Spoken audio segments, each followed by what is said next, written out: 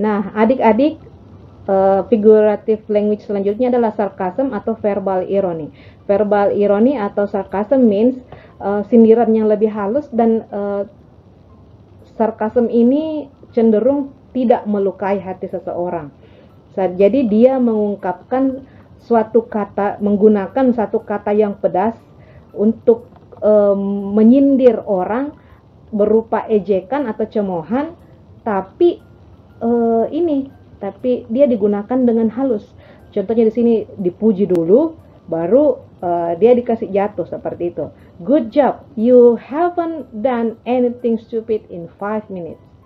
Artinya sebelumnya itu mungkin dia sering melakukan buat salah, kemudian 5 menit terakhir itu dia belum buat salah. Nah, ini sindiran halus sebenarnya, tapi kalau orang yang paham dia akan tersinggung. Language yang selanjutnya adik-adik adalah yang kita kenal dengan sebutan satir.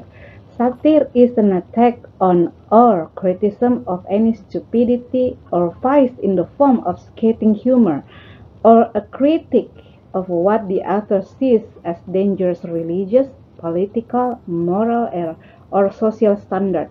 Jadi satir itu adalah gaya bahasa yang menyatakan sindiran terhadap suatu keadaan dan biasanya merujuk pada seseorang. Satir ini biasa disampaikan dalam bentuk ironi, sarkasme, parodi, ataupun berasal dari frasa atau kata tertentu. Nah, adik-adik, biasanya bedanya satir dengan sarkasm atau verbal ironi yang kita bahas sebelumnya. Kalau sarkasm itu dia menyakiti hati, tersinggung orang. Kalau satir dia sindiran tapi bisa menjadi bahan candaan. Nah, ini biasa kita temukan kalau adik-adik biasa nonton misalnya The Show of Ellen Show atau mungkin Saturday Night Live, seperti itu biasa kita nonton. Atau kalau dalam karya sastra biasa kita temukan dalam misalnya dalam Animal Farm ya, atau karangan George Orwell pada tahun 1945, atau bahkan dalam Gulliver's Travel yang dikarang oleh Jonathan Swift. Nah, di sini kakak berikan contoh satu gambar. Ini contoh satir. This is taken from Wellcome Library London.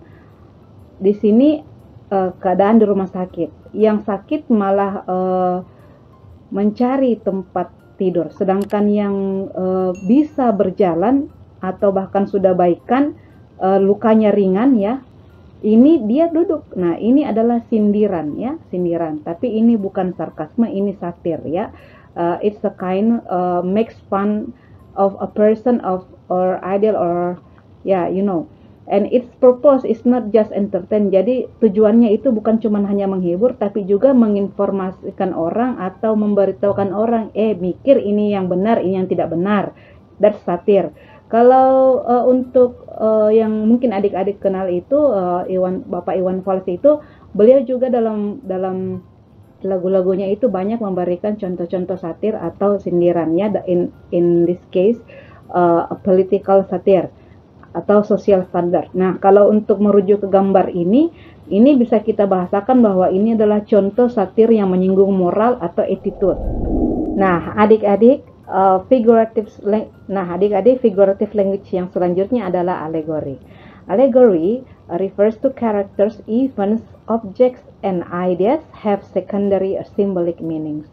Jadi, allegory itu adalah suatu kiasan atau suatu majas yang memiliki makna tersembunyi pada makna literal.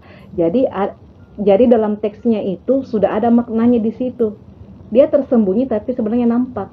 Kalau kita ambil contoh di sini gambar ini, dan ini salah satu yang famous in the world, yaitu karya George Orwell. All animals are equal, but some animals are more equal than others. Di sini dibahasakan bahwa binatang itu semuanya sama, tapi ada binatang yang lebih sama daripada yang lain. Nah, di sini kita perhatikan gambarnya. Di sini ada sapi, ada domba. Katanya sama, tapi di sini juga tidak sama, ada yang bukan animal ya, seperti itu. Nah, kalau kita bahasakan dalam bentuk yang mungkin adik-adik masih kurang paham ya. Kalau adik-adik pernah dengar lagunya Nika Ardila, Panggung Sandiwara, panggung sandiwara, dunia itu panggung sandiwara. Dunia diibaratkan sebagai panggung. Di situ diungkapkan karakter-karakter manusia, ada yang sombong, ada yang ini, ada yang itu. Itu lagu ini isi lirik dan isi lagu ini merupakan contoh alegori yang paling nampak seperti yang dijelaskan bahwa maknanya langsung tertera pada teksnya, ya, seperti itu. The next figurative language is hyperbole or hyperbola.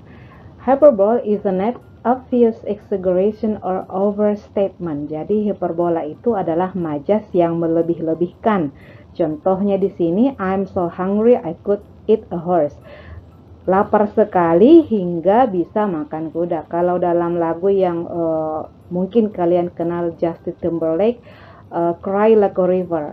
Katanya judul lagunya itu mengungkapkan bahwa dia akan menangis seperti air matanya itu seperti sungai. Nah, itu adalah contoh hyperbole. Next, we come to oxymoron. Oxymoron words close together that have opposite meaning. Jadi oxymoron itu adalah kiasan atau majas yang mempertemukan dua kata dengan secara dekat tapi memiliki makna yang sangat berbeda atau makna yang sangat kontradiktif ya, seperti itu. Jadi biasanya di sini deh ada satu kata atau dua yang dipertemukan tapi diperdampingkan tapi maknanya sangat kontradiktif. Contohnya we're alone together. We're alone together. Ada kata alone. Alone kan sendiri. Together itu jamak. Nah, the living dead. Living itu sangat kontradiktif dengan kata dead. She's pretty ugly. She's pretty ugly. Ini kalau yang biasa nonton drama Korea, kalau saya tidak salah ada judulnya ini Pretty Ugly. Ya, di sini pretty cantik, ugly jelek dan seterusnya. Inilah contoh-contoh dari oxymoron. Kakak ulangi sekali lagi bahwa dia memperbandingkan dua kata yang maknanya sangat kontradiktif. Next we come to irony. Irony itu adalah majas atau figurative language yang mengandung pernyataan yang sangat bertentangan atau berbanding terbalik dengan kenyataan.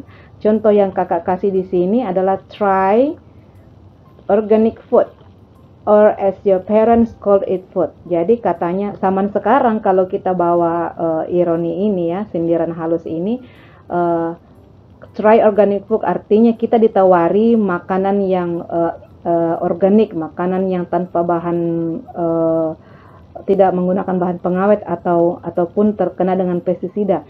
Jadi kalau zaman dulu orang tua kita atau kakek nenek kita bilang ini, mengatakan bahwa itulah organic food yang dikatakan makanan. So this is very interesting when someone say try organic food. Jadi itu saran sebenarnya, tapi nyinggung ya, seperti itu.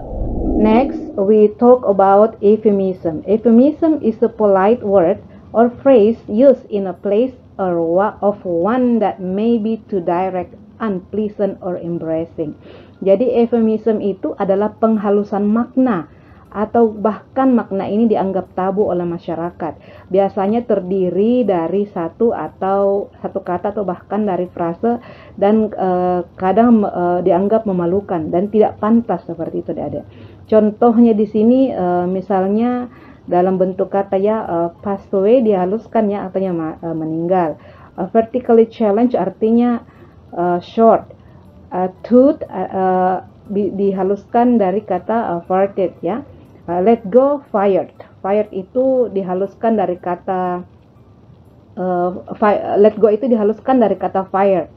Nah, pre-owned dihaluskan dari kata use atau setelah digunakan atau barang bekas ya.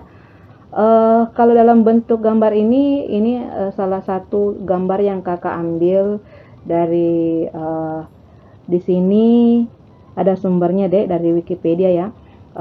Family planning, feminine hygiene, family planning, feminine hygiene, feminine protection, sanitary protection. Jadi di sini adalah contoh-contoh euphemism yang memberikan kata-kata sopan tapi dihaluskan, tapi kata-kata ini masih dianggap tabu dalam masyarakat. Kata-kata ini masih dianggap kurang pantas, kasar, atau bahkan tabu dalam masyarakat.